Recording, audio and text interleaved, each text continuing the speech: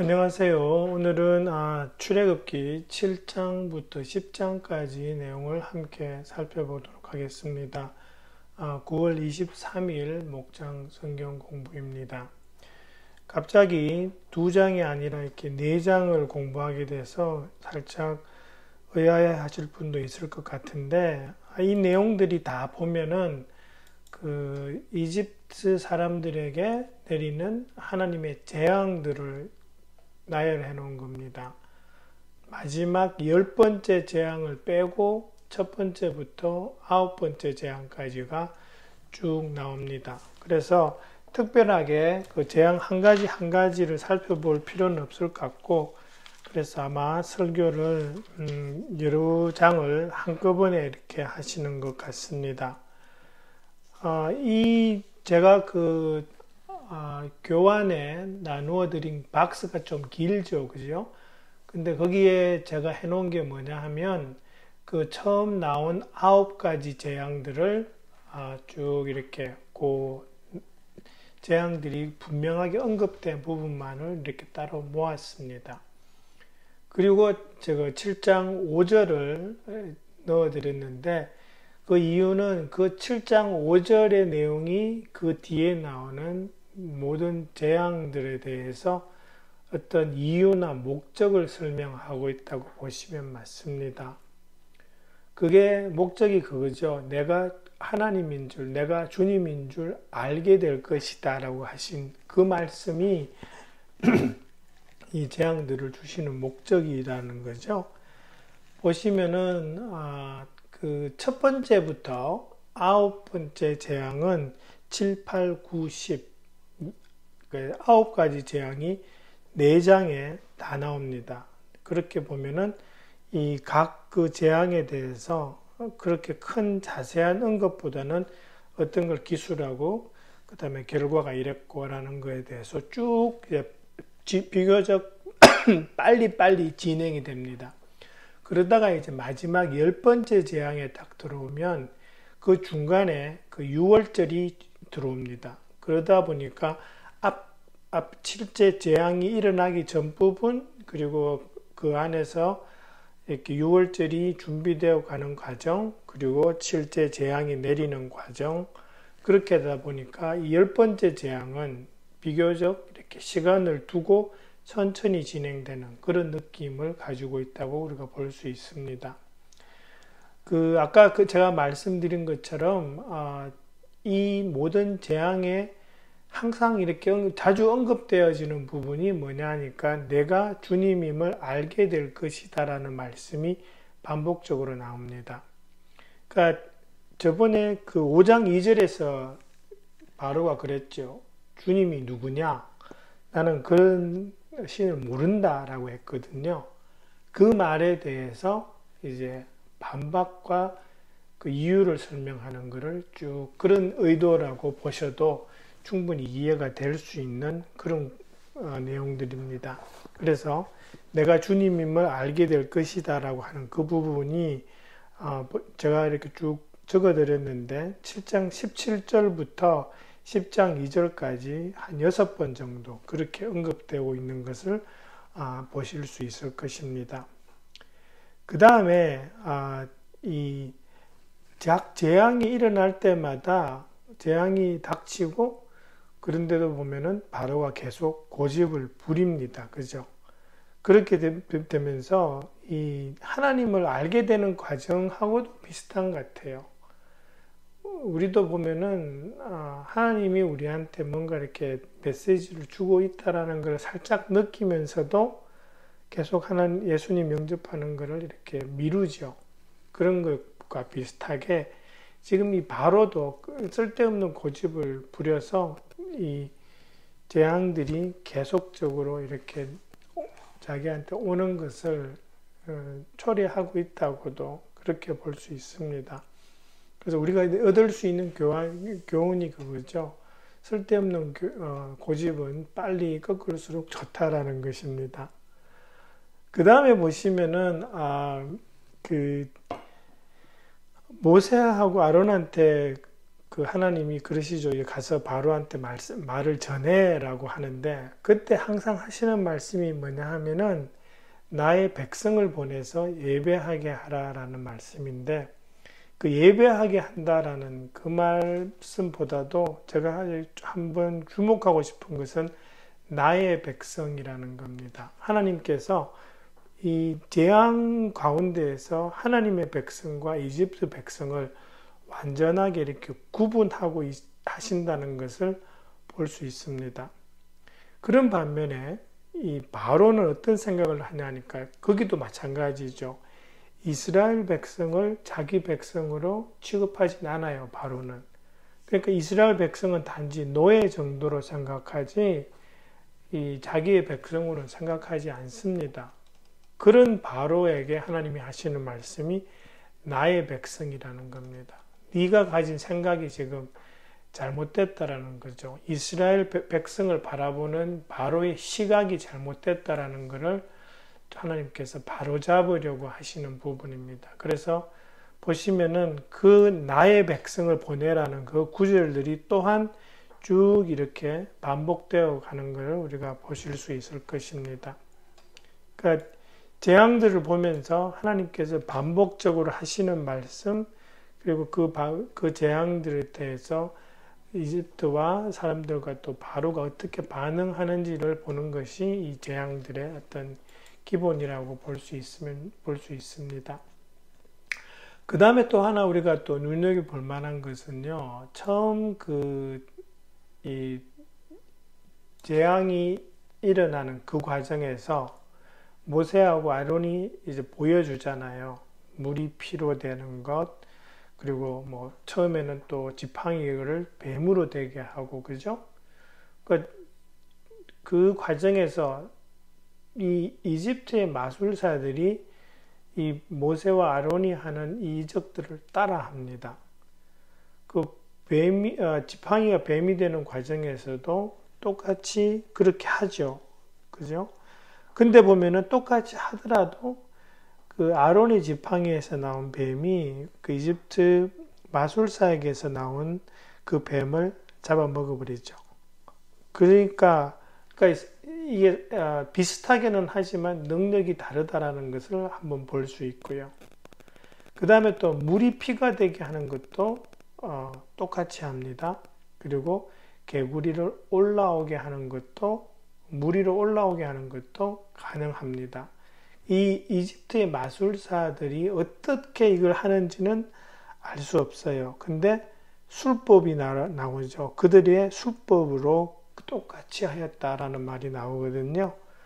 그 술법이 뭔지는 모르지만은 초반에 하는 그 이적들을 똑같이 해요. 그러면서 이제 뭔가 그 이집트 마술사한테 어떤 악한 영이 어떤 보통 인간의 능력이 아닌 다른 것이 지금 작용하고 있다라는 것을 우리가 깨달아 알 수 있다라는 거죠. 그러니까 그런 부분에서 우리가 무지하면 안 되는 거죠. 그러니까 일단 그렇게 악한 영들이 작용하고 할 수도 있다라는 것을 우리가 염두에 두고 인정하고 들어갈 필요가 있는 거죠. 근데 보시면 차이가 나죠. 이제 그 세 번째 재앙으로 가서 먼지를 이로 만들어 버리시죠, 하나님께서. 근데 마술사들이 이거는 못합니다. 그러면서 하는 말이 그 8장 18절 19절에 가서 그렇게 이야기하죠. 이거는 하나의 신의 권능이 아니고는 할 수 없는 일이다라고 이야기합니다. 자기들이 술법으로 앞에 두 가지는 따라했지만 이 세 번째 것만은 할 수 없는 것으로 봐서 이것은 진정한 신의 권능으로 이루어진 것이다라고 해서 하나님이 그 하시는 일을 인정을 합니다. 개구리에서도 마찬가지죠. 그죠? 그 뱀도 비슷하지만 어떻게 되냐니까 비슷하게는 합니다. 근데 완전하게 같지는 못해요. 개구리도 사실은 물 위로 올라오기는 하는데 돌아가기는 못해요. 그죠? 근데 하나님이 하시는 것은 개구리들이 나중에 다 죽게 만들게 하죠. 그죠? 그러니까 개구리를 없애달라고 하나님께 간구하니까 개구리들이 다 죽어버려요. 그거는 못하죠. 그러니까 비슷하게 할 수 있지만 그게 한계가 있는 거죠. 하나님의 일과 이 마술사들의 일은. 그래서 그런 면에서 우리가 생각할 수도 있는 거죠. 악한 영들은 비슷하게는 할 수 있지만 하나님의 능력을 따라오지는 못한다라는 거죠. 그러면서 우리가 이 모든 이적들이 일어나는 과정에서 또 하나 볼 수 있는 것은 이런 게 있습니다. 어떤 내용들은 이 사람들에게 직접 피해가 가는 그런 부분들이 있습니다. 그죠? 그러니까 뭐 파리 때 또 집짐승들이 죽어버리고 종기가 나서 또는 또 우박도 맞는 그런 내용들이 나오는데요.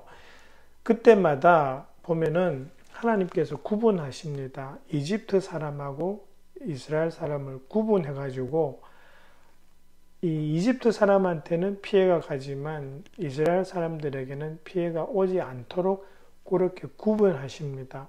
제가 한 5구절을 그렇게 올려드렸죠.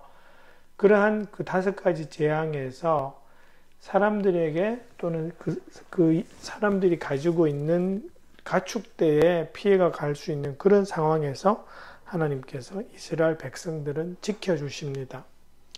그런 9가지 재앙 중에 사실은 물이 피로 변한 것은 그 물 근처에 있는 사람은 다 피해를 입죠. 그죠? 그렇지만은 뭐 예를 들어서 이가 생겼다든지 하는 그런 부분에 대해서는 이스라엘 백성을 따로 보호하셨다라는 말씀은 적혀 있지 않아요. 그럼 이건 어떻게 된 거냐? 아마도 하나님께서 지금 이 5가지 제가 보여드리는 그 파리 때부터 어두움까지 하나님께서 이렇게 쭉 피해가 가지 않도록 보호하신 그런 내용이 있었기 때문에 다른 부분에 대해서도 그렇게 하셨을 것으로 우리가 짐작할 수는 있습니다. 그죠? 제 생각에는 그렇게 하셨을 것 같아요. 사람들에게 피해가 가는 부분, 그런 부분에 대해서는 아마 이스라엘 사람들을 보호하셨을 것으로, 그래서 그 고센 지역이라는 그 지역을 따로 이렇게 떼놓고 하나님께서 관리하셨을 것으로 그렇게 생각을 할 수 있습니다. 그 다음에 제가 지난번에도 그 8장 26절을 설명을 해드렸죠. 그죠? 왜 그 사흘길을 가서 하나님께 예배드리고 해야 된다고 말하느냐라고 생각을 해볼 수 있는데요. 분명히 모세는 그렇게 이야기합니다.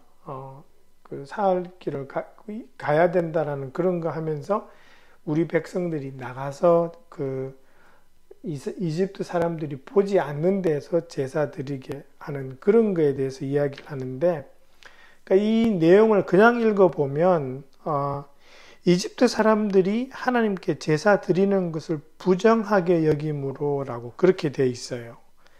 부정하게 여기는 것을 희생제물로 바치면 이렇게 되어 있죠. 그죠? 그래서 이 부분에 대해서 분명하게 생각할 수 있는 부분은 어떤 짐승의 그 제물로 바치는 짐승의 문제일 수 있다라는 거죠.